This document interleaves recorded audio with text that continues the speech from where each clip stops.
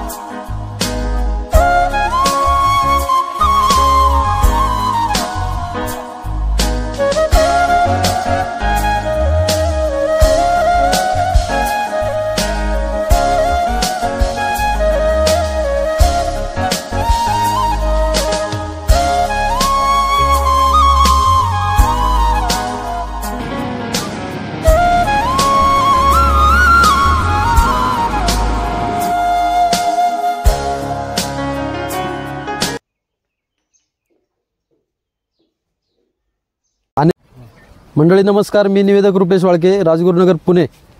आज आपण एका वेगळ्या विषयावर चर्चा करणार आहोत. तुम्ही जर चॅनलवर नवीन असाल तर निवेदक रुपेश वाळके या चॅनलला सबस्क्राईब करा. मंडळी काय होतं, मी सर्व क्षेत्रांमध्ये मुलाखती घेत असतो. बैलगाडा क्षेत्र असो, धार्मिक क्षेत्र असो, पर्यटन असो, ह्या सर्वांच्या मुलाखती मी घेत असतो. आपल्याला माझ्या चॅनलच्या माध्यमातून दाखवत असतो. पण आज आपल्या सर्वांचा शेतकऱ्यांचा एक जुना धंदा शेतीधंदा आणि खरं तर आपला भारत देश कृषीप्रधान देश आहे आणि सर्व जगाचा पोशिंदा म्हणून शेतकरी असं समजलं जातं. तेच आपण आज एका यशस्वी शेतकऱ्याची मुलाखत घेणार आहोत. आपण आज पुणे जिल्ह्यातील खेड तालुक्यातील किवळे गावामध्ये आहोत. कशाप्रकारे शेतीपूरक व्यवसाय ते करतात, जोडधंदा काय आहे, कोणती कोणती फळं आहेत, कोणती पिकं आहेत, कोणत्या प्रकारची फुलझाडे आहेत आणि कशाप्रकारे जोडधंदा त्या शेतीच्या माध्यमातून ते या ठिकाणी किवळे गावामध्ये त्यांच्या फार्म हाऊस करतात. आपल्या नको गुलामी नक्षत्रांची, भीती आंधळ्या ताऱ्यांची आणि आयुष्याला भिडताना चैन करावी स्वप्नांची, विंदा करंदीकरांच्या या ओळी ज्यांच्यासाठी एकदम परफेक्ट लागू होतात. असं शेतीमध्ये राबणारे, कष्ट करणारे व्यक्तिमत्व आज आपल्या चॅनलमध्ये या ठिकाणी आपण ज्यांची मुलाखत घेणार आहोत ते आदरणीय सुनीलजी साळुंके सर. त्यांच्या आपण चिंतामणी फार्म हाऊसमध्ये आज आलेलो आहोत. त्यांच्याकडनं आपण जाणून घेऊया, खऱ्या अर्थाने त्यांची प्रोफाईल त्यांच्याच तोंडून आपण जाणून घेणार आहोत. पण तत्पूर्वी मी थोडीशी माहिती त्यांच्याबद्दल सांगतो. जवळजवळ अनेक वर्षांपासून ते या ठिकाणी शेती करतात आणि फक्त शेती करत असताना कशाप्रकारे शेती केली पाहिजे, कोणती खते वापरली पाहिजे, कशाप्रकारे झाडे लावली पाहिजे, त्यांची जी शेती करण्याची जी आवड आहे आणि निवड, खऱ्या अर्थाने कोणत्या प्रकारच्या जातीची झाडं लावली पाहिजे, कोणती फळं लावली पाहिजे, हे त्यांची एक वेगळी खासियत आहे. अनेक चांगल्या प्रकारे शेती या किवळे गावामध्ये चिंतामणी फार्म हाऊसवर करतात आणि त्यांनी एक स्वतःचं नाव त्यांनी कमावलेलं आहे. आणि सर, तुमचं प्रथमतः संपूर्ण नाव सांगा, शिक्षण सांगा. नमस्कार, मी सुनील दिनकर साळुंके, मुक्काम पोस्ट किवळे, तालुका खेड, जिल्हा पुणे. माझा मोबाईल क्रमांक आहे 9552 53 44 91 आणि माझं शिक्षण झाले B.Ed. मी ग्रॅज्युएशन होऊन B.Ed केलेलं आहे 1999 साली आणि मी जवळजवळ 1992 सालापासून शेती करतो. सर, ही मुलाखत घेण्याच्या आधी मला अशी माहिती मिळाली की अनेक वेळा आपल्या फार्म हाऊसवर इथं परदेशी पाहुणे जर्मनहून देखील आलेत. पुन्हा तालुका कृषी अधिकारी असेल, पुणे जिल्ह्यातून नव्हे तर महाराष्ट्रातून अनेक शेतकरी तुमचा शेती कशी करतात, कारण तुमचं एक नाव झालेलं आहे. आणि सह्याद्री चॅनल जो होता आपला, काहीतरी 2016-17च्या दरम्यान तुमची फार्म हाऊसवर येऊन मुलाखत देखील झाली, त्याबद्दल काय सांगाल? काय झालं, 2014ला मी या ठिकाणी डाळिंबाची शेती केली होती 1 एकरवरती आणि ती खूप चांगली आली होती. 2016-17ला त्याला चांगल्यापैकी फळ आली होती. त्यावेळेस ते सह्याद्री चॅनलवाले आले होते. ते कसे आले हे मला माहीत नाही, परंतु ते माझ्यापर्यंत आले आणि ते म्हणले आपल्याला एक तुमचं मुलाखत घ्यायची आहे, आमची माती आणि आमच्या माणसासाठी. त्यावेळेस त्यांनी मुलाखत घेतली होती आणि जर्मन लोक म्हणसाल तर इथं जर्मन गव्हर्नमेंटच्या माध्यमातून एक प्रोजेक्ट राबवला जात होता आणि ज्यावेळेस शेतकऱ्यांच्या बांधावरती जाऊन त्याचा मुलाखती किंवा शेती पाहत होते, भारतातली शेती कशी आहे, बरोबर, त्यावेळेस त्यांना कळालं की बाबा इथंही असा एक शेतकरी का तिथं बऱ्यापैकी चांगली शेती केली जाते, शेतीमध्ये नवीन नवीन उपक्रम राबवले जातात.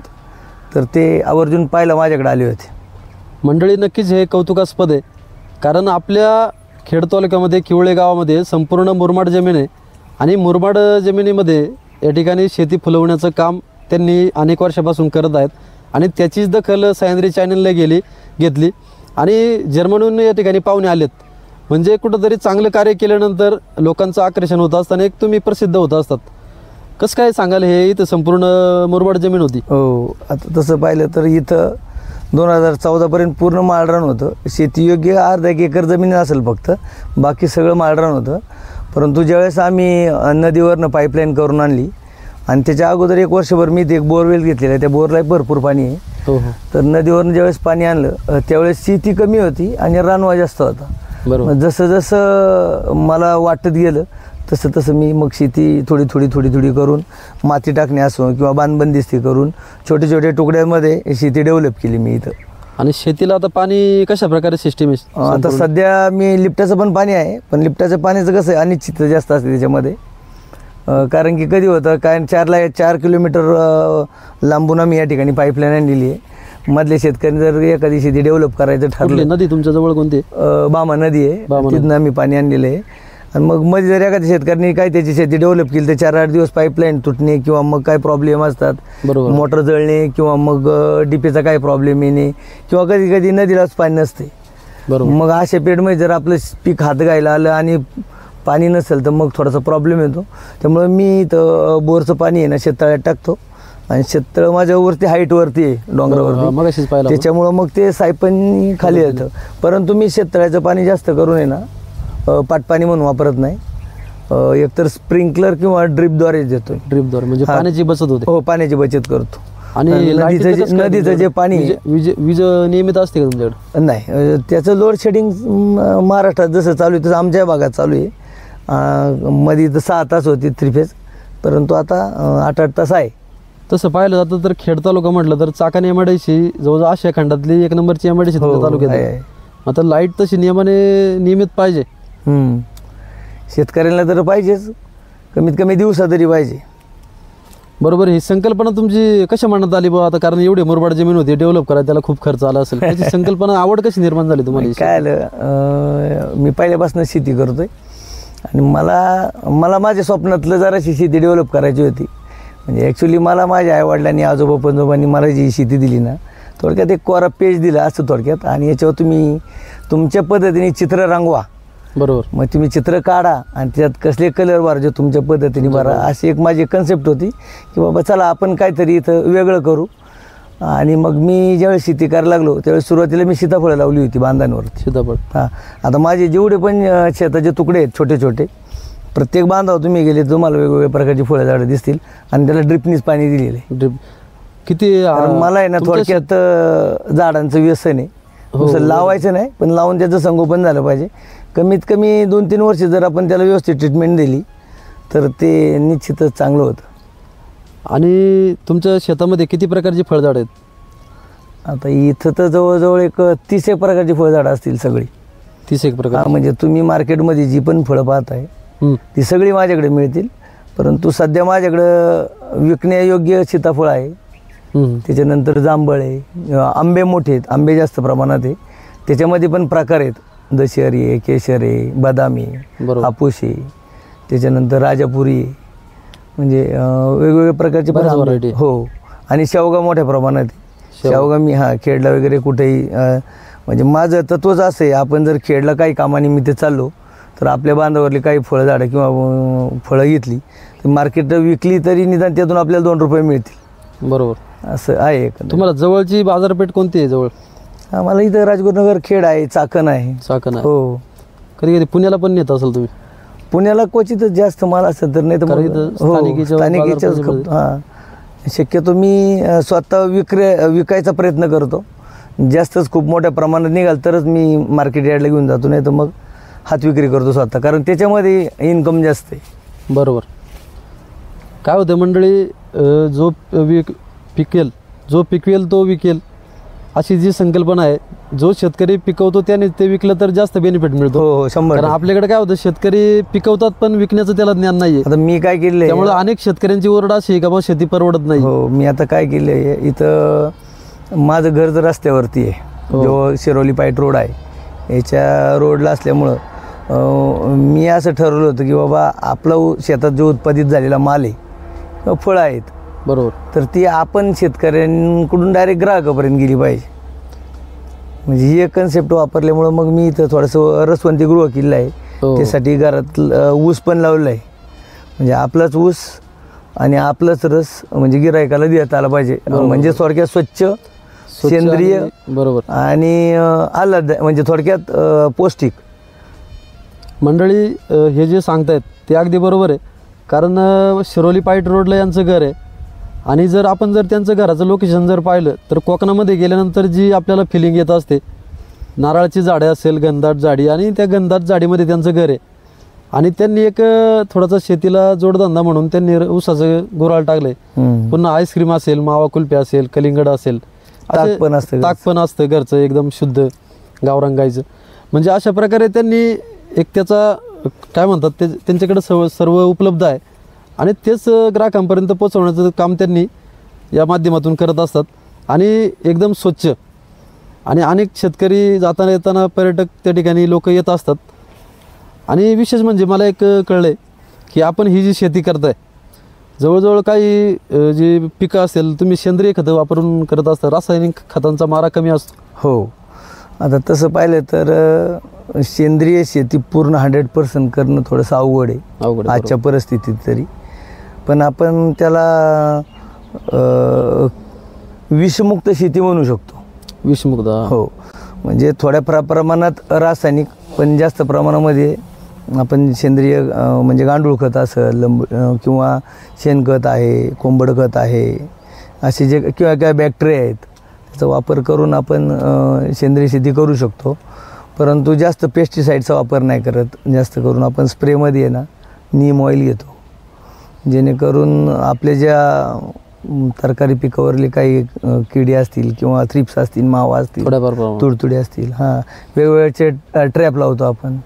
म्हणजे थोडंसं औषधं फवारणीचा वेळ कमी करायला लागते. त्याच्यातून काय होतं की आपली खर्चाचीही बचत होती, वेळेचीही बचत होती आणि थोडं सेंद्रिय पद्धतीकडे जातो आपण थोडंसं. आणि सेंद्रिय खतं वापरत असताना तुम्ही ही खतं कुठून उपलब्ध होतात तुम्हाला? राजगुरुनगर खेडला आहे, कडूसला आहे. कडूसला. आणि शेणखत वगैरे तुमच्याकडे जनावर पण असतील? हो, माझ्याकडे एक 6-7 गायी आहेत. ते सगळ्या माझ्या घरचे ते, मी विकत काय अजून तर घेतलेली नाही. आणि कोंबड्या पण आहेत, गावरान कोंबड्या आहेत. शेतीला जोडधंदा? हो हो, मग त्याची मिळणारी अंडी मला घरीच गिऱ्हाईक आहे त्यात न्यायला. बरोबर. मंडळी, अशा प्रकारे त्यांनी आतापर्यंत आपल्याला सांगितले काय काय त्यांच्या शेतामध्ये असतं आणि कशा प्रकारे ते पाण्याची व्यवस्था आहे वगैरे मॅनेजमेंट ते या ठिकाणी आपल्याला सांगतात. ते सर मला एक सांगा, शेती करताना अनेक शेतकऱ्यांची ओरड आहे का बाबा परवडत नाही वगैरे वगैरे, काय काय तुम्हाला आतापर्यंत एवढ्या वर्षामध्ये अडचणी निर्माण झाल्या शेती करताना, समस्या काय आल्या? नाही, शेती परवडत नाही हे खरंच आहे तसं पाहिलं तर. कारण काय होतं, ज्यावेळेस आपण प्रॅक्टिकली ग्राउंड लेवलला येऊन शेती करतो आणि मग त्याच्यातल्या अडचणी कळतात की बाबा पहिली गोष्ट त्याला येणारा खर्च किती आहे, खर्च, त्याच्यानंतर मजूर, बरोबर. आणि एवढं सगळं करून आपण ज्यावेळेस मार्केटला माल नेतो त्यावेळेस त्याला बाजारभाव मिळतो नाही मिळतो हे सगळं अनिश्चित आहे. त्याच्यात परत काही नैसर्गिक संकट असतात, बरोबर, यांनाही तोंड द्यावं लागतं. त्यामुळं शेती ही अनिश्चित आहे. असं कोणीच सांगू शकत नाही का मी हे शेतात एवढं केलं आहे आणि एवढ्या एकरमध्ये एवढं पैसे मिळू शकतो. म्हणजे कधी जास्तही मिळतं आहे, कधी कमी मिळतं आहे. म्हणजे शेती तसं पाहिलं तर आता हे चॅलेंजेस आहेत. नाही, पण शेतीला बिझनेस म्हणून का लोक पाहत नाही? नाही, बिझनेस म्हणून पाहायला पाहिजे. आता हे जे तरुण शेतकरी आहेत, पण यांनी काय करायला पाहिजे की स्वतः शेतीत माल करून थोडा थोडा करा. तुम्ही जास्त करण्यापेक्षा आहे ना थोडा थोडा करा. आता माझ्याकडे पण तुम्ही पाहिलं ना तर 7-8 पिकं तर 100% असतात दरवेळेस. बरोबर. कारण मला माहिती आहे ह्याच्यात नाही तर त्याच्यात, त्याच्यात नाही तर त्याच्यात, असं थोडंफार केलं ना तुम्ही एकच पीक केलं आणि तेच पीक सगळं पावसानेच गेलं किंवा त्याला रेटच मिळाला नाही, तुम्हाला अपेक्षित असा बाजारभावच मिळाला नाही, म्हणजे ऑप्शनला दुसरं पीक, तर मग तुम्ही फेल आहे. बरोबर. हां, कधी लग बाय चान्स आता ह्या वर्षी कांद्याचं आपण पाहिलं की बाबा कांद्याने काहींनी 5-5, 7-7 एकर केलं आणि त्यांचं नशिबाने त्यांना बाजार मिळाला तर मग ठीक आहे. पण हे काय दरवर्षी त्याचं सातत्य राहत नाही बाजारात, सातत्य राहत नाही. कधीतरी एक आपल्याला आपण म्हणतो जुगार, 3-4 वर्षामधून एखादा बाजार होतो. हो हो हो, म्हणजे जुगारा टाईप कुठंतरी हमीभाव पाहिजे का शेतकऱ्याला? हमीभाव दिला पाहिजे का सरकार? 100% द्यायला पाहिजे. आता हे सरकारच्या हातात आहे. आपण सरकारला तर काही हमीभाव देऊ शकत नाही, बरोबर, सरकार. पण अशा ठोक मालाला, बटाटे असेल, कांदे असेल, या अशा मालाला बाजारभाव हे दिला पाहिजे. हो, हमीभाव दिला पाहिजे आणि थोडंसं महागाईकडे पण लक्ष दिलं पाहिजे. काय होतं की जे आता तुम्ही डिझेल पेट्रोलचे रेट वाढले ना की ट्रॅक्टरचे रेट वाढतात, बरोबर.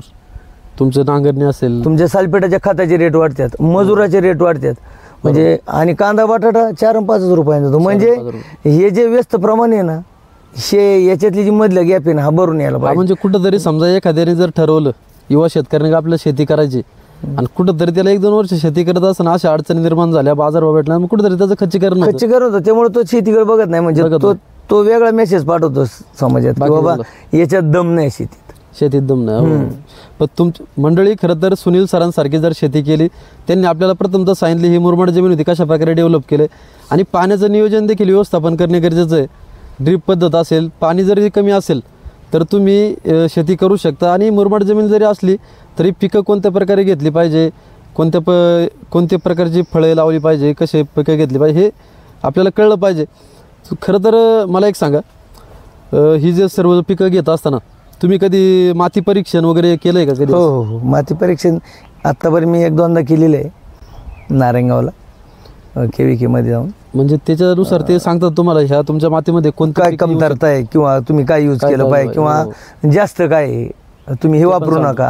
हो, हां हो. उदाहरणार्थ जमिनी तुमच्या पोटॅशियम जास्त आहे तुम्ही अजूनही पोट्याचा वापर केला तर मग ते चांगलं तर नाही, मग ते अतिरिक्त धोकेदायक आहे, होतं. बरोबर. हो साधारणतः हे पाणी तुम्ही किती दिवसांनी कंटिन्युअसली ड्रिप चालूच असतं?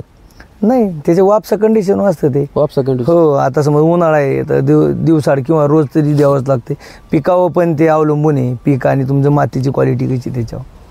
खरं तर तुम्ही का आता सर मला एक सांगा, प्रत्यक्ष शेती आणि पुस्तकी शेती, कारण नुसती पुस्तकामध्ये वाचून शेती होऊ शकत नाही, त्याला फिजिकली ग्राउंड लेवलला उतरायला पाहिजे. हे खूप थोडं डिफरंट आहे. खूप म्हणजे आपण चार भिंतीच्या आत शेती करणे आणि ग्राउंड लेवलला येऊन प्रत्यक्ष शेती करण्याच्यात खूप अंतर आहे. खूप तफावत आहे. आणि काय होतं, हे जी सिटीतली लोक आहेत जे रिटायर होतात किंवा ज्यांना सिटीत बसून चार भिंतीच्या आत शेती करायचं सांगतात आणि ज्यावेळेस तुम्ही ग्राउंड लेवलला शेती येऊन करता त्यावेळेस ते येणाऱ्या प्रत्यक्ष अडचणी बरोबर याला जर फेस केलं ना तर ते सक्सेस होत नाही. सक्सेस होत नाही. कारण इथं खूप अडचणी असतात. म्हणजे प्रत्येक व्यवसाय असू द्या, तुम्ही दुग्ध व्यवसाय करा, मत्स्य व्यवसाय करा किंवा बकरी पालन करा, कुक्कुटपालन करा, तुम्ही ज्यावेळेस तिकडं चार भिंतीच्या आत टेबल आणि खुर्ची ओली पेन हातात घेऊन सगळं त्याचं कॅल्क्युलेशन करता तर ते सगळे बिझनेस आहे ना इन्कममध्येच असतात. पण खरं ज्यावेळेस तुम्ही ग्राउंड लेवलला काम करता ना हो त्यावेळेस अनेक अडचणीला तोंड द्यायला लागतं. हे त्यांच्या लक्षात पण नसतं, त्यांनी ते बिरजित धरलेले नसतं. त्यावेळेस हे पण अडचणी असतात. किती सोपी आहे किंवा किती हो अवघड हो आहे. हो हो आणि त्याच्यामुळे ही अपयशी होत्यात, मग ही नाराज होत्यात. 4-2 वर्ष शेती करतात आणि मग ते नको. परवडत नाही. हो परवडत नाही. बरोबर आहे. आणि अजून एक मोठा कन्सर्न आहे आपल्या ग्रामीण भागामध्ये, कारण तो मोठी ज्वलंत समस्या आहे. आपल्याकडे जे तरुण आहेत, शेतकऱ्यांची मुलं, त्यांना मुलगी द्यायला कोणी जावत नाही. कारण म्हणतात बस शेतकऱ्याला मुलं द्यायची नाही, आणि मुलगी देताना मुलीचे आईवडील म्हणतात बस शेती पण पाहिजे हो आणि मुलगी शेतीमध्ये काम करणार नाही, आणि मुलगी देत नाही. काही आता काय झाले माहिती कसं आहे पाहता तुम्ही? का? आता काय झाले, शेती तर काही सध्याच्या परिस्थितीला शेती इन्कम म्हणून नाही, पण फ्युचरमध्ये आहे ना काय होणार आहे की शेतीला खूप महत्त्व येणार आहे. कारण शेतीमध्ये उत्पादित झालेला माल आहे ना अजून कुठल्याही कंपनीत तयार होत नाही. बरोबर. आणि शेती कमी होत चाललेली आहे आणि लोकसंख्या वाढत चाललेली आहे. एक वेळ असं येणार आहे ना की काही लोक म्हणते बाबा तुला मी एवढे पैसे देतो, हो तुम्हाला एवढं धान्य दे. बरोबर. म्हणजे आपण कल्पना करू शकत नाही. आपण बघा आता साधं गणित आहे, आपण 10 वर्षापूर्वी साधा बटनाचा फोन वापरत होतो बरोबर. किंवा त्याच्या मागे गेलो 20 वर्षापूर्वी आणि आपल्याला जर कोण म्हणलं असतं की बाबा इथून आपण ऑस्ट्रेलिया माणसं बोलू, आपण त्याला वेड्यात काढलं असतं. पण हे शक्य आहे. तसंच भविष्यामध्ये हो असं होणार आहे की शेती करायला कोण मागत नाही, करायला मागत नाही. केली तरी त्याच्यात अनेक संकट आहेत. त्याच्यानंतर नवीन प्रोजेक्ट यायला लागले, जमिनी कमी होत चालल्यात, लोकांकडे पैसा खेळायला लागला, त्याच्यामुळं शेतीकडे थोडं दुर्लक्ष होत चालले. पण भविष्यामध्ये याच्यावर खूप परिणाम मोठा होणार आहे. पण जर तुमच्यासारखी जर तंत्रशुद्ध पद्धतीने जर शेती केली तर निश्चित स्वरूपामध्ये फायदा आहे. हो 100%. आणि ते एका महत्त्वाच्या विषयावर बोलत होतो, शेतकऱ्यांना मुलगी देत नाही कोणी, याबद्दल काय सांगाल तुम्ही? काय होतं आता एक परंपराच आहे, म्हणजे वास्तू सत्य आहे ते की आता लग्न जमताना शेतकरी असेल तर मुली देत नाही. क्वचित 100तून एखादा अपवादात्मक विचार करतात की बाबा चला शेती आहे काही वाया नाही जाणार किंवा शेतीत ते काही म्हणजे जे पहिल्यापासून घरंदाज शेतकरी आहेत बा, संसारिक कुटुंब आहे. हो पण हे अपवादात राहिले. जरी वडिलांची इच्छा असली, आई म्हणणार किंवा मुलीचा मामा म्हणणार, मुलीची आत्या म्हणणार नको नको नको शेतीत नको बाबा, कामाला पाहिजे. आणि आता बेकारी एवढी आहे, कुणाला परमनंट कामच नाही. सरकारी तर नाहीच नाही, पण कंपन्यांमध्ये पण परमनंट कोण करत नाही. परंतु तुम्ही जे म्हणताय ते 100% खरं आहे की नवरीचं लग्न करताना जे लोक विचार करते की मुलाकडं जमीन पाहिजे पण मुलगी शेतात नाही गेली पाहिजे. मग त्यांना जमीन काय साठी लागते, म्हणजे विकून खायची का पिकून खायची, म्हणजे हेच नक्की कन्सेप्ट कळत नाही. पण हे खरं आहे की लोकांना जमीन पाहिजे आणि नोकरी पण पाहिजे, पण जमीन करायची नाही. पण शक्यतो ज्या मुलीचं लग्न होणार आहे ती सुद्धा पहिली शेतकऱ्याचीच मुलगी असते ना. हो आई वडिलांच्याकडे काम केलं असतं शेतामध्ये. मी तर माझ्या मिसेसचा म्हणजे गर्वाने सांगतो ती मुंबईला शिकलेली बघा, म्हणजे ती शेतीतही नव्हती, पण आज ती मी तिला थोडक्यात ट्रेन केले, जसं एखादा रिंग मास्टर असतो हो. जंगलातून वाघ हाती आणून द्यायचा आणि मग तो त्याला ट्रेन करतो. म्हणजे आवड जर असेल तर सवड Yes. आवड निर्माण झाली पाहिजे आणि आवड निर्माण करणं आपल्यावर आहे. आणि ती कलकलनी घ्यायला लागतंय. तुम्ही एकदम बर्डन टाकल्यावर मग नाही ते पॉसिबल. हा म्हणजे जे आहे ते आपलंच आहे, जर आपण ठरवलं हो तर ते काहीच अशक्य नाही. हो त्यांना जाणीव झाली पाहिजे की बाबा हे केल्यावर काय होऊ शकतं. सर मगाशी आपला बोलता बोलता एक मुद्दा आपण राहिला होता. तुमच्याकडे जी फळझाड 30 प्रकारची आहे हो. ती डिटेलमध्ये कोणते कोणते प्रकारची फळझाड आहेत, म्हणजे जेणेकरून तुम्ही सेंद्रिय खतं वापरून शेती करताय. 50% गहू आहे ना? नाही फळझाडाला तर 100% सेंद्रिय. मी कुठलाही स्प्रे घेत नाही. भले माझ्या झाडाला फळ उत्पादन कमी निघाल तरी चालेल.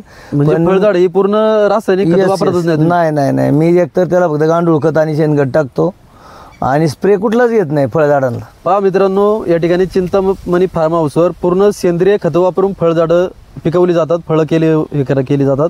त्यामुळे एकदम तुम्हाला ऑर्गॅनिक फळं मिळणार आहेत, जेणेकरून तुम्हाला थोडीशी महाग मिळतील बाजारपेठेच्या तुलनेमध्ये. नाही माग नाही मी स्वस्तच देतो. त्याच range आता मध्ये. मी डाळिंबाचा इथं स्टॉल लावला होता ना, मी फक्त 50 रुपये किलो. 50 आता ताजं उदाहरण सांगतो तुम्हाला. मी कलिंगड विकतोय. कलिंगड. तुम्ही बाहेर जर कुठेही कलिंगड घेतलं तर पहिली गोष्ट ते नगाव देतात. नगाव परवडतं विकणाऱ्याला, खाणाऱ्याला परवडत नाही.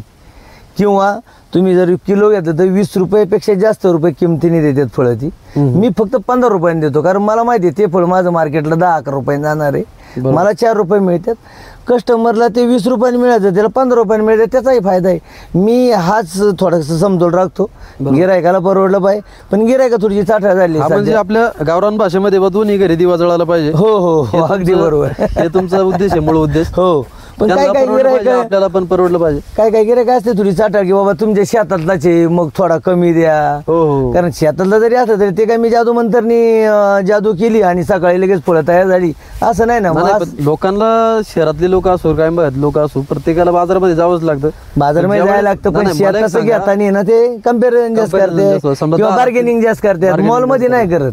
मॉलमध्ये गेल्यानंतर डायरेक्ट हाताने आपल्या घेऊन येणार कोणती वस्तू आणि काउंटरला बिल पे करणार. मी तर फ्युचर इथं असं बाजारपेठेमध्ये काय असं करतात लोक, का 10ला 3 कोथिंबीरच्या गड्ड्या द्या, असं का बार्गेनिंग? त्यांची भावनाच तशी बदलायला पाहिजे, पण त्याला थोडासा वेळ लागणार आहे बदलायला. नंतर शेतकऱ्याच्या मनावरच ते सगळं खरेदी करतील. आता हे जे बाजार पेठेच्या माध्यमातून किंवा बाजार समितीच्या माध्यमातून आपला माल विकला जातो, खास करून भारतामध्ये, तर हे स्वतः शेतकरी जेव्हा विकतील तेव्हा निश्चित स्वरूपामध्ये फायदा होईल. हो सोन्याचे दिवस येतील. मग हे कधीपासून शेतकऱ्यांची एकजूट कधी होईल? शेतकऱ्यांची एकजूट होऊ शकत नाही. होऊ शकत नाही. आणि हे सगळ्या राजकारण्यांना माहीत आहे, शेतकऱ्यांना माहीत आहे. हे आपण इथं किवळ्यात बसून तर होऊ शकत नाही. परंतु मला असं वाटतं, कधी कधी वाटतं, मी खूप विचार करतो याचं शेतकरी म्हणून, की बाबा शेतकऱ्यांनी काय नाही, फक्त आहे ना जानेवारी-फेब्रुवारीमध्ये प्लॅनिंग करायला पाहिजे तरुण शेतकऱ्यांनी. की बाबा आपण काय करायचं, आपल्या गावात किंवा आजूबाजूच्या गावात सांगायचं की फेब्रुवारीपासून किंवा मार्च महिन्यापासून आहे ना खत औषधाची दुकान आहे यांच्याकडनं काहीच खरेदी करायचं नाही. तुम्ही 10 एकर शेती करताना 2 एकर शेती करा, 8 एकर पडीक राहू द्या. त्यातून तुमचा फायदा कसा होईल मी तुम्हाला सांगतो. म्हणजे भले माझी ती अल्पबुद्धी असेल किंवा माझा गैरसमज असेल, पण तुम्ही 10 एकर मधली फक्त 2 एकर शेती करा, 8 एकर पडीक राहू द्या. कारण 8 एकरला जेवढं तुमचं इन्व्हेस्टमेंट होणार आहे, गुंतवणूक होणार आहे ना, ती तुमची सध्या इथे जाऊ द्या. आणि ती तुम्हाला पूर्ण आयुष्यभर नाही मी सांगत, फक्त 4 महिने करा तसं, किंवा 1 सीझन करा 6 महिन्याचा. 2 एकर शेती करा, त्याच्यात पण तुम्ही असं करा का फक्त धान्य पिकवा. आणि तुम्हाला घरी खायला जे लागतात ना फळभाज्या किंवा काय भाज्या लागतील ते करा. तुम्ही शेती आहे ना फक्त 2-3 महिने असे करा, मार्केटला मालच पाठवू नका. बरोबर. टोमॅटो असो त्यावेळेस मग कुठंतरी हे शासन म्हणा किंवा जी सिटीतली जी लोक तुम्ही म्हणता ना, ही सगळी जागा होतील लगेच. पण तुम्ही म्हणता ते एकी होणे अशक्य दिसते. हो हे होऊच शकत नाही. हे चंद्र सूर्य आहे ना तोपर्यंत शेतकऱ्यामध्ये काय होतं, आपण जरी केलं तर अनेक वेळा हा प्रयत्न केलेला आहे. माग दुधाचं पण बाजारभाव पडले होते, पण आपल्या शेतकऱ्यांनी काय केलं, दूध डेअरीला दुधाचं कसं आहे, समजा आज तुमचं 200 लिटर दूध तुम्ही काय करणार, ते ओतू नाही शकत. हो शेतकरी जिंदगीत कधी असं एवढं वाया जाऊन देणार नाही. म्हणजे धान्य पडलं बाजरीचा दाणा तरी लोक, कारण त्याला कष्ट असतात, त्याला त्याचं महत्व माहिती आहे. शेतकरी आणि दुधाचं सांगता तुम्ही, तर दुधाचं संप नाही होऊ शकत, कारण ते नाशवंत आहे, तुम्ही ठेवू शकत नाही. तुम्ही 2 महिने आहे ना एक पीक फक्त धान्याचंच करा आणि ते स्टॉक करा ना. 4 महिने धान्याला काय होत नाही, किंवा वर्ष 2 वर्ष काय होत नाही. फक्त मी काय म्हणतो, तुम्हाला स्वतःला जेवढी भाजीपाला लागेल ना तेवढाच पिका. मुंबईला मार्केटला कुठंच पाठवू नका. बरोबर. काय होतं बघू ना, पण त्याच्यातून काहीतरी क्रांती होऊ शकते. आहे. बरोबर. मी म्हणत नाही की शेतीच करू नका, करा तुम्ही. मी तर म्हणतो 10 एकर 10 पण एकर करा, पण तुम्ही त्याच्यात आहे ना धान्यच घ्या फक्त. पण शेतकरी हा जगाचा पोशिंदा असं म्हटलं हे जातं. फक्त पुस्तकात लिहिलं म्हणायला म्हणायजोगं आहे. म्हणायला खूप छान आहे. भारत हा कृषी प्रधान देश आहे, पण कुठंतरी मंडळी कृषी प्रधान देश जरी नाव असलं तरी शेतकऱ्यांना सोन्याचे दिवस अजून काय आले नाही. नाही नाही, आता काय आलं माहिती आहे का, शेतकऱ्याला सोन्याचे दिवस आता येतील मी काय कुठल्या येणाऱ्या पक्षाचा नाही किंवा कुठल्या राजकारणी नाही, मला सगळेच राजकारणी सगळेच आपल्या देशाची खंत किंवा दुर्दैव असं आहे की जो ज्याचा जन्मच यशी झालेला असतोय काळात. बरोबर. किंवा ज्याचा जन्मच चांगल्या घरात होतो तो कृषी मंत्री कृषी होतो मंत्री होतो. किंवा तो दुग्ध विकास मंत्री होतो, हे दुर्दैव आहे इथं किंवा तो शिक्षण मंत्री होतो. म्हणजे ज्यांनी या गोष्टींना फेस केले तो व्हायला पाहिजे, परंतु आता त्याला ते काय आपल्या हातात नाही. त्याला जे क्रायटेरिया लावले जातात हा ते काय याला क्रायटेरिया लावले पाहिजे. ओवी आहे ती संतांची गावात जिथे पाहिजे जातीचे तिथे वेड्या गबाळ्याचे काम नव्हे. पण नक्कीच तिथं वरती काय होतं, चुकीची माणसं बसल्यामुळे मग त्यांना ती धोरणं काय शेतकऱ्यांना अडचणी येतात त्यांना काय त्या ही गोष्टी गोष्ट ज्ञानच नाही. आपल्या हातात नाही, हे चालूच राहणार हे असंच म्हणजे राहणार. कुठंतरी राजकारण्यांनी शेतीचा खेळ केला तर मला असं म्हणायचं. हा 100% केलेलं आहे. मग आता याच्यावर पर्याय काय, सोन्याचे दिवस येण्यासाठी काय करावं लागेल नाही नाही, शेतकऱ्यांना? आता वेट अँड वॉचमध्ये राहिलं पाहिजे, हायाशी शेती केली पाहिजे. शेतीला दिवस येणार हे 100% खरं आहे भविष्यामध्ये, परंतु थोडासा काळ आहे. त्याच्यानंतर तुम्ही जर आपण म्हणतो ना तग धरून राहिलं पाहिजे, हो हो. तर 100% सोन्याचे दिवस येतील. सोन्याचे दिवस नाही तुम्हाला तर सांगतो मी, आता आपलं जसं फॅमिली डॉक्टर आहे, हो हो. तुमचा फॅमिली डॉक्टर असतो एक विशिष्ट, बरोबर हो. तसंच आहे ना भविष्यामध्ये असं होणार फॅमिली फार्मर तयार होणार. ही एक संकल्पना तयार होणार म्हणजे फॅमिली ती फार्मर. काळाची गरज आहे. काळाची गरज ऑटोमॅटिक होणार ती, हो पण भविष्यात होणार की बाबा सिटीतली काही लोक ज्यांना डॉक्टर काही सांगतील की बाबा तुम्ही हेच खा हे खाऊ नका, हे खाऊ मग नका. त्यावेळेस ही लोक आहे ना शेतकऱ्यांना शोधत येतील की बाबा मला 8 दिवसाचा असा भाजीपाला पाहिजे, पण त्याला खत औषधं कमी वापरतो आणि तू जर तसं करत असेल तर आम्ही तू सांगतील त्या भावात आम्ही खरेदी करू शकतो. हे असं होऊ शकतं. हो. आणि ती काळाची गरज आहे आणि केलं पाहिजे. हो हो हो 100% होणार. मंडळी, सुनील सरांचं शेतीविषयक ज्ञान खऱ्या अर्थाने वाखाणण्याजोगे आहे. त्यांची जी दूरदृष्टी आहे त्यांच्या दूरदृष्टीने अनेक प्रकारे त्यांनी डेव्हलप केले या फार्ममध्ये. सर तुमचं आता हे शेतीवर असेल पिकांवर असेल एक तुमची दूरदृष्टी आहे, तुमचा अभ्यास झालेला आहे सखोल. तर रासायनिक खतांचा मानवी जीवनावर काय परिणाम होतो असतात, तुम्ही पण थोडीफार वापरतात, हो पण हो, त्याचा परिणाम मानवी जीवनावर कसा आहे? मानवी जीवनावर परिणाम हा 100% होतो. आता जरी पाहिलं ना आपण शेतीमधलं कुठल्याही पिकं घेतली, बाजारातली घ्या शेतातली घ्या, सगळेच लोक आता सध्या स्लो पॉयझन खातात. हो हो हो. आणि सगळ्यांचा सारखाच इफेक्ट प्रत्येका होत नाही. ज्याची रोगप्रतिकार क्षमता कमी आहे तर त्याला ते नंतर त्याचं आपण काय म्हणतो लक्षणं जाणवणार. मग तुम्ही शेतकऱ्यांना बाकीच्या जी शहरातले लोक असेल जे बाहेरून बाजारातून घेऊन त्यांना काय आवाहन कराल तुम्ही आपल्या चॅनलच्या नाही माध्यमातून? काय होतं बाजारातल्या लोकांना फक्त शायनिंगवाला माल पाहिजे. शायनिंग वाला. हो, सेंद्रिय पद्धतीने आपण काकडी जर पिकवली, आता एक उदाहरण सांगतो, सेंद्रिय पद्धतीने काकडी पिकवली तर ती थोडीशी वाकडी येईल, त्याची शायनिंग कमी असेल, त्याची क्वालिटी थोडीशी कमी असेल रासायनिकच्या तुलनेत. आणि रासायनिक पिकं खतावरती जर ती पिकं घेतली ना तर त्याला शायनिंग जबरदस्त राहणार, दिसावं मालन क्वालिटी असणार दिसावं आणि मालाने लोक फसवतात. तो जास्त घेतात. बरोबर बरोबर. आज मेथीचं पण तसे जी चांगली मेथी दिसेल ना, चांगली पानं टवटवीत, अगदी अगदी. तीच घेणार, कारण त्याला आदल्या दिवशी औषध मारलेलं असते. म्हणजे लोकांना समजत नाही. मी तर लोकांना सांगेन आपल्या माध्यमातून की तुम्ही आहे ना थोडासा खराब दिसणारा भाजीपाला, वांग किडकं खा, थोडंसं कापून साईडला काढा, आणि किडी जरी खाल तर मारणार 100% नाही. नाही बरोबर बरोबर. पण औषधं जर खाल्लं तर तुम्हाला भविष्यात त्याचा धोका आहे 100%. मग आतापर्यंत तुमच्या एवढ्या वर्षामध्ये तुम्ही सेंद्रिय खताचे वापरून फळझाडं करता, ते बाकीची पिकं करतात, मग जागेवर येऊन कधी आलेत का ग्राहक वगैरे तुमच्या हो फार्म हाऊस? हो स्वतः येऊन घेऊन हो स्वतः येते. आणि मी पण माझं फार्म हाऊस थोडक्यात मॉल सारखंच केलंय. हो हो. म्हणजे तुम्हाला जर काकडी पाहिजे असेल ना, तुम्ही जायचं तुमच्या हाताने तोडायची, किती पाहिजे ती घ्या, फक्त जेवढी तोड असाल तेवढे घेऊन जायचं. आता कलिंगड होती, माझी झेंडूची फुलं असते, हो. आंबे आहेत, शेवगा आहेत, बरेचसे माझे कस्टमर आहेत, पपई आहे, बरेचसे कस्टमर खेडवरनं. आता एक कस्टमर आहे ते फक्त पपई न्यायला आणि शेवगा न्यायला येतात माझ्याकडे, आणि गावरान अंडी न्यायला येतात डेली. हो. किंवा जिमला जाणारी तरुणी आहे ते त्यांना माहिती आहे की बाबा यांच्याकडे गावरान आहे. माझा ब्रँड गावरानच आहे.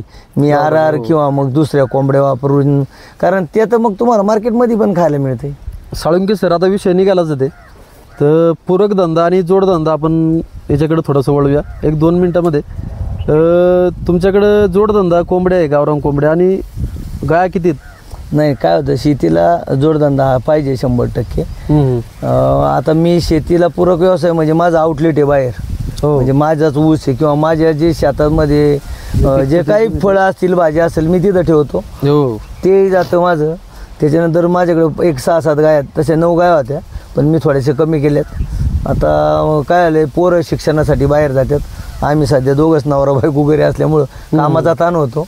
आणि एक 70-80 कोंबड्या होत्या, परंतु थोड्या विकल्यात मी मध्ये.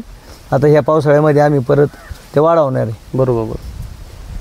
आता आपण शेतीचाच विषय चाललेला आहे, पण अनेक जे युवा शेतकरी आहे किंवा काय शेतकरी समजा आता मुलं जी लग्नाला आले शेतकरी कुटुंबातली, त्यांना शेतकरी असं सांगायची लाज वाटते. असं आपण बऱ्याच वेळा समाजामध्ये पाहतो, बाबा शेतकऱ्यांना लाज वाटते मी शेतकरी सांगायचे, ते असं का? आता माझं तर शिक्षण BEd झालेलं आहे. हो. आणि मला तर आता माझे मित्रमंडळी सगळे शिक्षक आहेत बऱ्यापैकी. पाहुणे रावळे सगळे असे म्हणजे एज्युकेटेड आहे. मग ते कधी कधी विचारतात तू काय करतो, मी सांगतो शेती करतो. शेती करणं म्हणजे त्याच्यात कुठं मी कपडे घालूनच करतो ना, असं नाही की बाबा मी माझी आबरू जाईन किंवा काय, मला तर काही कमीपणा वाटत नाही. आपण आणि मी जी शेती करतो ती माझ्या डोक्याने करतो किंवा मी माझ्या हिशोबाने करतो. म्हणजे मला काय त्यात लाजणं किंवा कमीपणा असं काही नाही वाटत. मग आतापर्यंत तुम्ही जे तुमचं शेतीचं ज्ञान आहे बा, एवढ्या दिवसांचा प्रदीर्घ अनुभव आहे, हां हां. तुम्ही आतापर्यंत कुठं असं शेतकऱ्यांना वगैरे शिबिरं घेतली का, बाकीच्यांना तुम्ही असं ज्ञान देता का? हो, काय आहे, आम्ही एक शेतकरी उत्पादक कंपनी स्थापन केली आहे. तर त्यांच्या माध्यमातून मी जातो बरेचसे शेतकऱ्यांना मार्गदर्शन करायला. बटाटा शेती असेल, हो हो, किंवा बटाटे बियाणे संदर्भात असेल, वेगवेगळे जे काही मका असेल याचे देतो मार्गदर्शन. मी जातो, जे शेतकऱ्यांनी आपल्याला कॉन्टॅक्ट करतात किंवा काय फोनवर मला विचारत असतात, कुठली व्हरायटी लावली पाहिजे किंवा कुठली पिकं घेतली पाहिजे, काय केलं पाहिजे. बऱ्यापैकी शेतकऱ्यांचं समाधान होतं फोन केल्यावरती. बरोबर.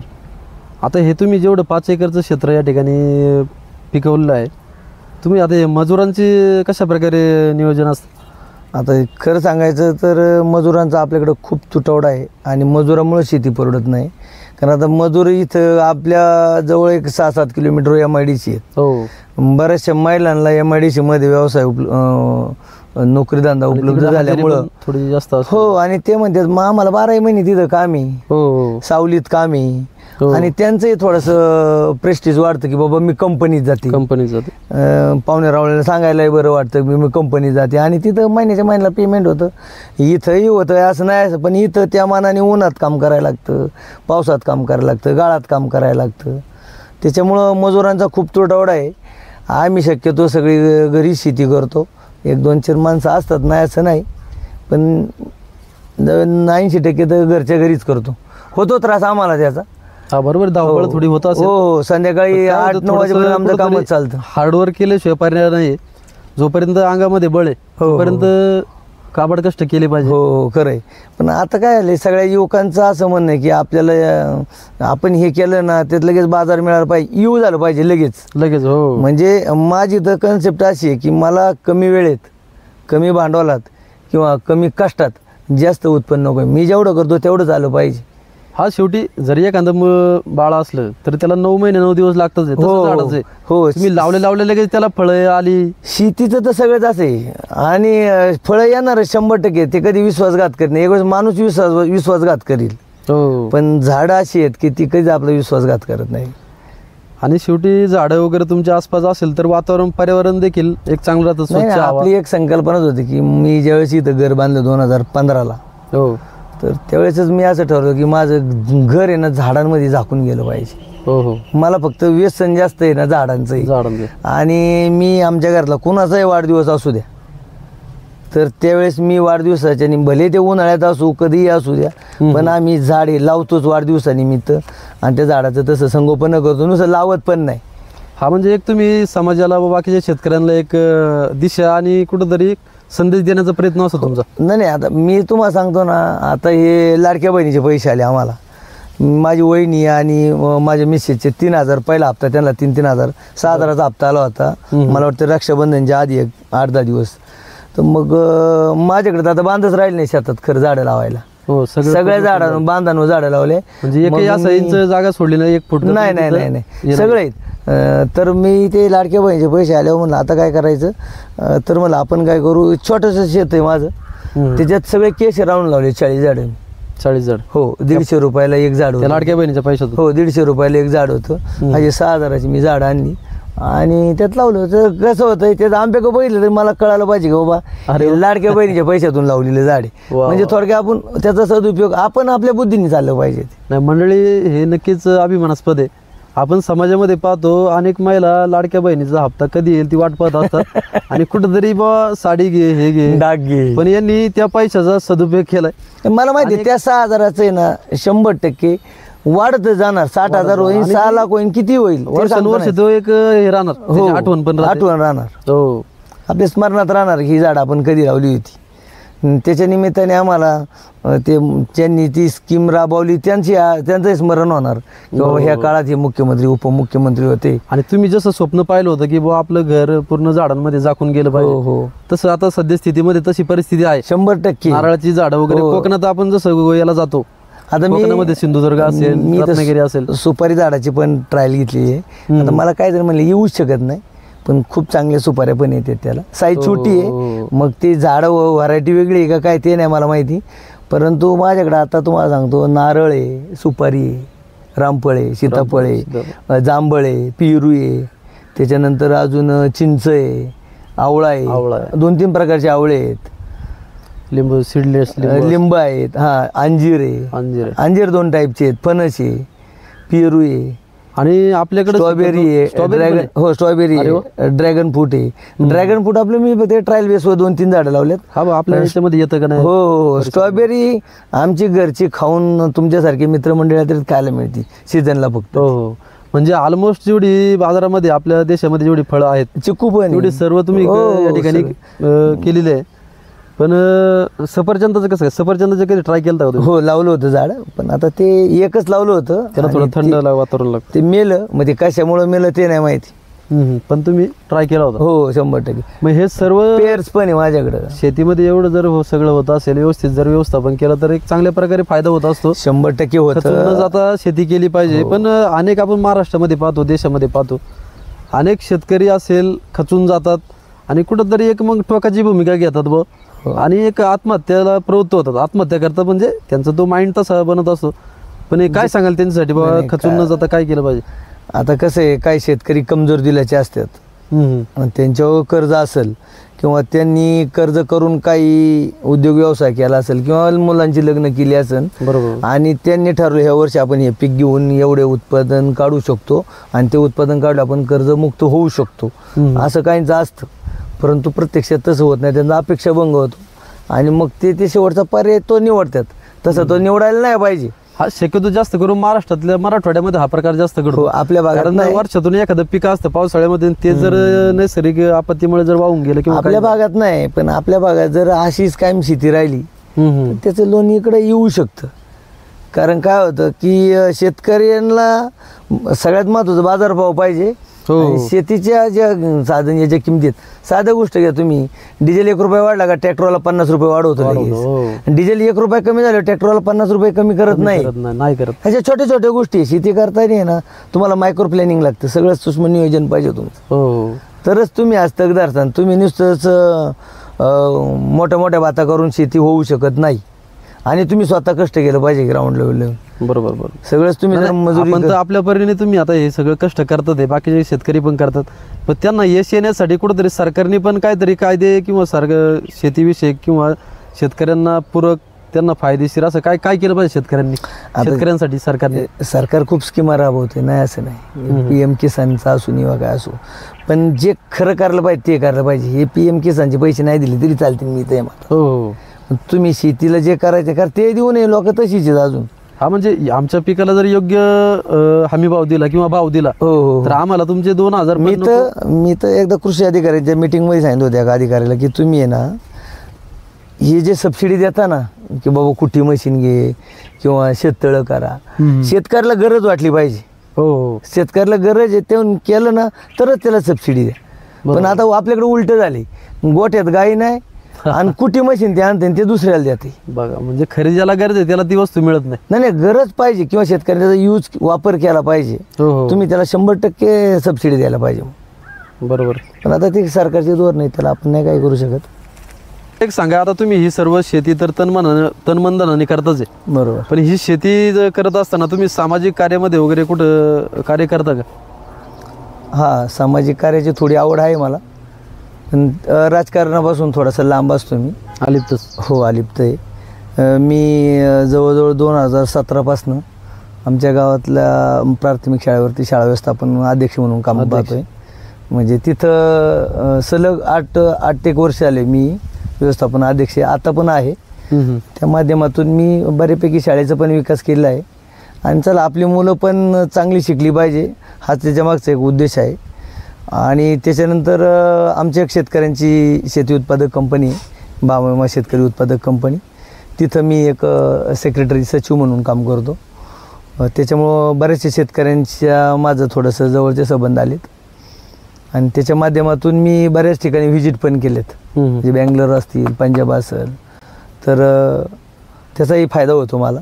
म्हणजे हे सगळं शेती करून मी हे 2 ठिकाणी आवर्जून जातो, किंवा मग आपल्या गावातील सुखदुःख असेल, नातेवाईकांची सुखदुःखात सहभागी होतो. ते आवडतं. ग्रामीण भागामध्ये राहतो म्हणजे गावगाड्यामध्ये म्हणजे मी नुसती शेती म्हणजे शेती नाही की मी समाजाची पण माझं अटॅचमेंट चांगलं आहे. सुखदुःखामध्ये हो, नक्कीच असतं. कारण गावगाडा म्हटलं की ह्या सर्व गोष्टी येतच असतात. हो, कुठल्याही एका कार्यामध्ये राहून जमत नाही, कारण सर्वांच्या सुखदुःखामध्ये असेल. आणि तुम्ही मार्गदर्शन शिबिर देखील राबवत असता. अनेक शेतकऱ्यांना तुमची असतं मार्गदर्शन देखील असतं. सर मला एक सांगा, आता तुम्ही एवढी आतापर्यंत एवढी एकदम तंत्रशुद्ध पद्धतीने शेती करताय, पाण्याचं नियोजन असेल, माती परीक्षण असेल, म्हणजे एकदम इतरांपेक्षा वेगळी शेती करताय, म्हणून तर तुमची दखल घेतली जाते. एवढे लोक इथे येतात, व्हिजिट देतात. पण आतापर्यंत कधी अशी कृषी क्षेत्राने किंवा राजगुरुनगरचं आपलं जे कृषी हे असेल त्यांनी कधी असं म्हणजे तुम्हाला किंवा शासनाने वगैरे कधी अशी दखल घेतली का बाबा पुरस्कार तुम्हाला द्यावा वगैरे असं कधी? नाही, पुरस्कारासाठी पहिली गोष्ट मी काही काम करत नाही. माझे जे काम आहे हे चालूच राहतं. आणि तसं जर कुणी घेतली दखल तर ठीक आहे, आपण त्याला थोडं सहकार्य करू किंवा मग त्याच्यामध्ये सहभागी होऊ. परंतु 2000 मला वाटतं 23मध्ये तालुका कृषी अधिकारी मॅडम आले होते माझ्याकडं. त्यांनी माझी सगळी शेती फिरून पाहिली आणि ते म्हणे खूप छान आहे, तुमच्याकडे तुमचे काही फोटो असतील, तुमच्या फार्मचे स्वतःचे, तुमचे सगळे घरातल्या सदस्यांचे काही शेतातले फोटो असतील तर तुम्ही एक फाईल बनवा आणि आपण तालुक्यातून जो शेतीनिष्ठ पुरस्कार असतो जो पालकमंत्र्याच्या हस्ते वाटला जातो त्यासाठी आपण तुमची शिफारस करू बाबा. त्याला लागणारं जे काय कागदपत्र आहे ते सगळं मी सबमिट केलं आहे आणि त्याची फाईल पण पूर्ण तयार झालेली आहे. GADPची लोक माझ्याकडे येऊन इथं एक 7-8 लोक आली होती, सगळे सिनियर ऑफिसर. त्यांनी माझी शेतीला इथं व्हिजिट देऊन प्रत्यक्ष जे मी फाईलमध्ये दिले ते प्रत्यक्ष आहे की नाही त्याचं व्हेरिफिकेशन करून बरोबर झाले ते सगळं. म्हणजे फक्त त्याचं डिक्लेरेशन राहिले. बरोबर. पालकमंत्री सारे 2-3 वेळा चेंज झाले, इलेक्शन आलं, त्यामुळे ते तसंच पेंडिंग होते. शेवटी आपण म्हणतो सरकारी काम आणि 7 महिने थांब, असा थोडासा अनुभव आलाय मला. बरोबर. नक्की कुठल्याही गोष्ट तुम्ही जर चांगलं करत असेल तर त्याचं पहिली गोष्ट आपण पुरस्कारासाठी करतच नाही. आणि हे करून जर मिळालं तर मग दुधात साखर. बरोबर. नाही, कुठलंही जरी तुम्ही काम चांगलं करत असाल समाजात तर त्याचा समाज असेल, सरकार असेल दखल घेतच असतं. नाही, स्वरूपामध्ये येणारे त्याला वेळ असतो, काळ असतो. हो, ते स्वतःहून कमवणे आणि मागून घेणे याच्यामध्ये फरक आहे. आणि स्वतःमध्ये जे आपण कमवतो त्याच्यामध्ये एक आनंद वेगळाच असतो. बरोबर. त्यामुळे निश्चित स्वरूपामध्ये तुम्हाला शेतीनिष्ठ पुरस्कार असेल हे येणाऱ्या काळामध्ये मिळेलच, कारण तुमचं एवढं कष्ट आहे. नक्कीच येणाऱ्या काळामध्ये तुम्हाला हे पुरस्कार मिळेल, त्याबद्दल तीळ मात्र शंका नाही. आणि तुमचं असंच या शेतीमध्ये चांगल्या प्रकारे तुम्ही शेती फुलवत राहो आणि शेतकऱ्यांना तुमच्या माध्यमातून ज्ञान मिळत राहो, चांगल्या प्रकारची फळभाजी मिळत राहो. आणि मी अजूनही नवीन जे युवा शेतकरी आहे त्यांना थोडंसं सांगू इच्छितो की येणारा काळ हा तुमच्यासाठी खूप चांगला आहे. फक्त तुम्ही मन लावून शेती करा. आता आपल्याकडे सोशल मीडिया पण आहे, यूट्यूबसारखा तुम्ही वापर करा. यूट्यूबमध्ये सगळंच खरं असते असं नाही, पण जे तुम्हाला खरं वाटतंय ते खरंच तुम्ही त्याच्या दृष्टीने वाटचाल करा. किंवा आता समज मला पपई लागवड करायची आहे तर मी त्याचं बरंच व्हिडिओ पाहतो, त्याच्यावर कॉन्टॅक्ट नंबर असते. मी 10 जणांना फोन करतो की व्हरायटी कुठली निवडली पाहिजे, लागवड कुठल्या काळात केली पाहिजे, मग त्याची मशागत कशी केली पाहिजे, त्याचं पूर्ण खताचं याचं पिकाचं व्यवस्थापन कसं आहे आपण विचारू शकतो. पण आपण ते केलं पाहिजे. आणि ते जर नसेल तुम्ही सगळ्यात नाही प्लॉटवर जाऊन सुद्धा प्लॉट व्हिजिट करा ना. काय होतं शक्यतो प्लॉट व्हिजिट कोणाची, मी तर असं करतो की ज्याचं फेल झाले त्याचीच व्हिजिट करतो. हो हो कवायचं फेल का झाले का झाले? आणि ते आपण करू शकतो का, म्हणजे त्याच्यावरती आपण मात करू शकतो का, तर आपण करू शकतो ते. बरोबर. आता मी तर या वर्षी बघा मी सांगतो, एक शेत आहे ना 2-250 केळी करणार आहे मी. 2-250 रोपं मी केळीची बुक केलेली आहे, टिश्यू कल्चरची G9 म्हणून व्हरायटी आहे. आणि पपई लावणार आहे. पपई हा एक 350 पपई लावणार आहे. कधी नियोजन आता येणार आहे पावसाळ्यात? हो जूनमध्ये करणार आहे मी. हो आणि मी तर शेतकऱ्यांना म्हणजे नवीन शेतकऱ्यांना एवढं सांगेन की तुम्ही शेतीला खूप चांगले दिवस येतील, फक्त तुम्ही सूक्ष्म नियोजन करा, हो प्लॅनिंग करा सगळं, कष्ट त्याच्यानंतर जिद्द हे सगळं पाहिजे. नुसतं तुमच्याकडं पैसे आणि जमिनी असं हे करून जमत नाही, त्याचा थोडासा बारकावा अभ्यास करा केला पाहिजे. आणि तुम्ही जर हे केलं तर नक्कीच यशस्वी होतंय.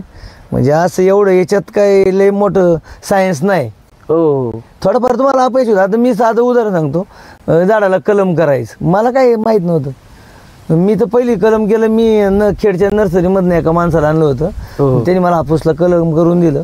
अजून एक आमचे पाहुणे आहेत गायकवाड म्हणून, त्यांनी मला ट्रेन केलं की बाबा असं कलम करायचं, अशी हात्यार वापरायची. मी केलं, मग घरी काही फेल होते, काही येतंय, यशस्वी होते. पण होतंय. तुम्ही केलं तर 100% सक्सेस होते. हा म्हणजे आधी प्रयत्न तर केले पाहिजे. तुम्ही जर विहिरीत पोहायला उतरले ना, हातपाय जर हलवले नाही, हो तर तुम्ही बुडणार, निश्चित रूपामध्ये बुडणार. 100% पण प्रयत्न केल्याने होत आहे, आधी केले जे पाहिजे. Yes yes yes. या पंक्तीप्रमाणे अपयशी यशाची पहिली पायरी आपण आणि म्हणतो. यांनी जसं सांगितलं की बुवा यांनी चांगला प्लॉट पाहायला जाण्यापेक्षा जी कमजोर बाजू आहे, येस येस येस. थोडक्यात बुवा गेलेला निम्मा गेला, त्याच्यातून शिकायला भेटतं बा याच्या मागे कारण काय असू शकतं. बुवा काय होतं, बाकीचे लोक म्हणा अरे यांनी असं केलं आणि ते चांगलं नाही. चांगलं म्हणजे त्याच्यात दम नाही की पिकात दम नाही, आपण चौकशी केली पाहिजे नक्की फॉल्ट कसे आहेत. बरोबर बरोबर. आणि खरंच जर त्यांनी सगळं करून जर होता नसेल, आता मी माझ्या डाळिंबात सांगतो, मी 5-6 वर्ष डाळिंब काढून टाकली, कारण मला कळालं की आपल्याकडे क्लायमेटच चांगलं नाही. बरोबर. आपलं जे सेटिंग किंवा पावसाचं प्रमाण आपल्याकडे कमी जास्त होतं, त्याच्यामुळं ते होत नाही. आणि एकाच क्षेत्रात एकच पीक घेतलं आणि ते फेल गेलं तर शेतकऱ्यांचं काय? तुमचा हा तर मोठा दांडगा अनुभव आहे. म्हणजे की आपल्या मातीमध्ये, आपल्या प्रदेशामध्ये किंवा आपल्या वातावरणामध्ये कोणत्या प्रकारचं पीक किंवा फळ असेल, पीक घेतलं पाहिजे, हे नक्की थोडक्यात सांगा. नाही नाही, आपल्याकडे तुम्ही आहे ना आंब्याचं पीक तर 100% होतं, त्याच्यात केशर तुम्ही लावू शकता. बाकी ओव्हरऑल शेतातली जी पिकं आहेत, ऊस आहे, टोमॅटो आहे, काकडी, हे तर आपण घेऊ शकतो. पण डाळिंबासारखं आहे ना, थोडं सेन्सिटिव्ह पीक येते, थोडं जमत नाही क्रिटिकल. हो त्याला ड्राय वातावरणच लागतं खरं म्हणजे. आपलं थोडंसं दमट वातावरण आहे.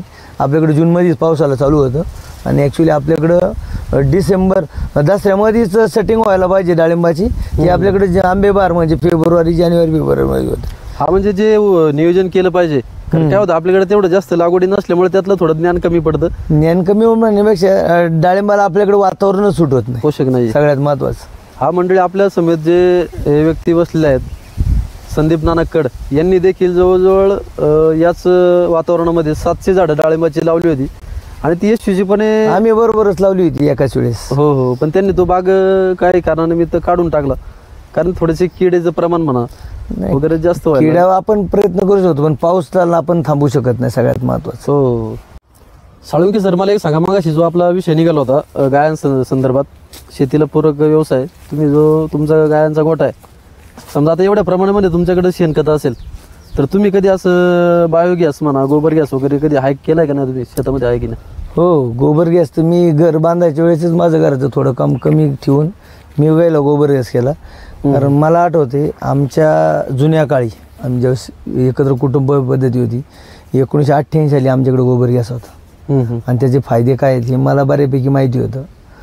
तर मी पहिला गोबर गॅस केला सेंटरिंगमध्ये, तर आज तागायत तो चांगला आहे. आणि माझी तर संकल्पना अशी होती त्या काळात, मी सांगत होतो तरुण मित्रांना असं डेअरीत वगैरे, की आपलं गाव आहे ना जिल्ह्यातलं असं गाव बनवायचं की सिलेंडर मुक्त गाव करायचे. आणि त्या दृष्टीने सध्या वाटचाल चालू आहे ग्रामपंचायतच्या माध्यमातून, म्हणजे बॉश कंपनी. तर बॉश कंपनी मला वाटतं 400-500 गोबर गॅस आपल्या एवढ्या 2 वर्षामध्ये गावामध्ये केलेले आहेत. आणि त्याचा खूप फायदा होतो, कारण दिवसेंदिवस महागाई वाढत चाललेली आहे. आणि आजकाल आता हे सगळं यंग जनरेशन आहे, यांना चूल वगैरे पेटवायचं माहीत नाही. गॅसच वापरते त्याच्यामुळे माहित जरी मग असलं तरी लाज वाटते. लाज वाटते. हा, सांगायला लाज, चुली स्वयंपाक करतो हे सांगायला बी लोकांना लाज वाटते. पण ते शेवटी शरीराला चांगलं असतं हो, बुवा. हो, त्याच्यावर हो. खरपूस लागतं, दूध तापवलं किंवा हो, भाकरी हो. जरी केलं चुलीवर बरोबर तर ते एक चांगलं खरपूस लागतं. हो, किंवा तुमच्या ते आरोग्यासाठी पण चांगले. चांगलं आहे हो. पण लोकांना आता काय होते, चमच्याने खायची सवय लावली ना. लोकांना काय झालंय? चमच्याने खायची सवय लावली, हाताने पोट भरत नाही. पण जुन्या लोकांना हाताने खाल्ल्याशिवाय पोट भरत नाही, अशी परिस्थिती आहे. आता काय झाले, बरेचसे लोक इंडियात राहतात, भारतात कमी राहायला लागले. हो हो, पण प्रत्येकाने भारतात राहिलं पाहिजे. भारतात राहिले पाहिजे. हो, बरोबर आहे मंडळी. तुम्ही जरी जग किती पुढे गेले तरी तुमचे पाय जमिनीवर पाहिजे. हो. आणि एकदम शांत डोक्याने तुम्ही सर्व गोष्टींना जर सामोरे गेले, शेती केली तर तुम्ही नक्कीच यशस्वी झाल्याशिवाय राहणार नाही. नक्कीच मंडळी, आपल्या समोर जे व्यक्तिमत्व होतं, ज्यांच्या फार्म हाऊस येऊन आपण ज्यांची मुलाखत घेतली आणि त्यांनी देखील आपल्या सर्व प्रश्नांना एकदम रोखठोकपणे उत्तरं दिलेली आहेत. राजकारणाबद्दल देखील त्यांनी सांगितलं की बुवा शेतीला कुठंतरी हमीभाव म्हणा किंवा एक चांगल्या प्रकारच्या स्कीमा सरकारने जर दिल्या तर शेतकऱ्यांनी पण त्याचा योग्य फायदा घेतला पाहिजे. कशा प्रकारे शेती केली पाहिजे, कोणती कोणती पिकं घेतली पाहिजे आणि पाण्याचं व्यवस्थापन असेल, माती परीक्षण असेल, एक सर्व मुद्द्यांवर त्यांनी प्रकाश टाकलेला आहे. आणि एक तर अतिशय अनुभवी मुलाखत आपल्याला त्यांनी आपल्या चॅनलवर दिली. नक्कीच सर्व तालुक्यातील, पुणे जिल्ह्यातील, महाराष्ट्रातील शेतकऱ्यांनी यांचा आदर्श घेतला पाहिजे. त्यांची दूरदृष्टी, त्यांचं जे प्रदीर्घ अनुभव या चॅनलच्या माध्यमातून आपण सर्वांनी ही मुलाखत पहा आणि त्यांचा अनुभव घ्या आणि प्रत्यक्ष ग्राउंड लेवलला शेतीमध्ये ते अवलंब करा. नक्कीच तुम्ही जीवनामध्ये यशस्वी झाल्याशिवाय राहणार नाही. आणि जे शेतकरी म्हणतात की बाबा शेती परवडत नाही, त्यांनी ही मुलाखत आवर्जून पाहिली पाहिजे. आणि त्यांचं जे शेतीविषयक जे ज्ञान आहे ते अतिशय वाखाणण्याजोगं आहे. आणि सह्याद्री चॅनलने त्यांची मुलाखत घेतली म्हणजे खरंच ते एवढं सोपं नाही आहे. कारण सह्याद्री चॅनल हा नॅशनल चॅनल आहे आणि त्यांनी यांच्या शेती करण्याची पद्धतीची दखल घेतली आणि स्वतः इथं येऊन 2014ला 2017ला मुलाखत घेतली. आणि अनेक परदेशी पाहुणे देखील या प्लॉटला येऊन भेट देऊन गेलेत. अनेक कृषी अधिकारी असेल, तालुक्यातील शेतकरी असेल, येऊन इथं भेट देतात. कारण त्याचं कारण असंच आहे, एकदम पद्धतशीर शेती करतात, तंत्रशुद्ध पद्धतीने आणि एक वेगळंपणा त्यांच्यामध्ये आहे. त्यामुळेच ते यशस्वी होऊ शकलेत. नक्कीच या शेतीविषयक पॉडकास्टमध्ये एवढंच. तुम्ही जर चॅनलवर नवीन असाल, काय होतं, लोक मुलाखत पाहतात पण चॅनलला सबस्क्राईब करत नाही. तुम्ही जर चॅनलला सबस्क्राईब केलं तर आम्हाला देखील असं नवनवीन व्हिडिओ बनवायला, लोकांच्या मुलाखती घ्यायला, सर्व क्षेत्रांच्या मुलाखती घ्यायला आम्हाला पण एक ऊर्जा बळ मिळत असतं. बरोबर. जेणेकरून तुम्ही सबस्क्राईब केलं, चॅनलला लाईक केलं, व्हिडिओ शेअर केला तर आम्हाला एक उमेद मिळत असते, एक प्रेरणा मिळत असते. धन्यवाद. या व्हिडिओमध्ये एवढंच. सुनील सर, आपणही एकदम मनमोकळेपणाने गप्पा मारल्या आणि अतिशय एक चांगला अनुभव तुम्ही या व्हिडिओच्या माध्यमातून चॅनलमध्ये तुम्ही शेअर केला. धन्यवाद. अशाच प्रकारे तुमच्या माध्यमातून आम्हाला सेंद्रिय फळे, बाकीचे भाजीपाला खायला मिळो. धन्यवाद. आणि एक आवाहन करेल, आपण या किवळे गावामध्ये खेड तालुक्यातील शिरोली पाईट रोडला यांचं फार्म हाऊस आहे, चिंतामणी फार्म हाऊस. इथं स्वतः येऊन या ठिकाणी त्यांनी मग जसं सांगितलं, स्वतः आपल्या हाताने जी फळं आवडतात हाताने तोडायची आणि काय असेल ते तुम्हाला योग्य भाव सांगतात. असं नाही की सेंद्रिय खतं वापरून ते पिकवतात म्हणजे ज्यादा रेट घेतात. नाही, त्यांचा देखील मानस आहे, दोन्ही घरी दिवाळ जळायला पाहिजे अशी त्यांची भूमिका आहे. त्यामुळे स्वतः या तुम्ही ऊसाचा थंडगार रस आहे घरच्याच ऊसाचा, आणि तुमचं ताक असेल घरचं ताक किंवा कलिंगड असेल, जे काय तुमच्या शेतीमध्ये उपलब्ध आहे ते तुम्हाला इथं येऊन मिळणार आहे. धन्यवाद. नमस्कार. जय जवान, जय किसान.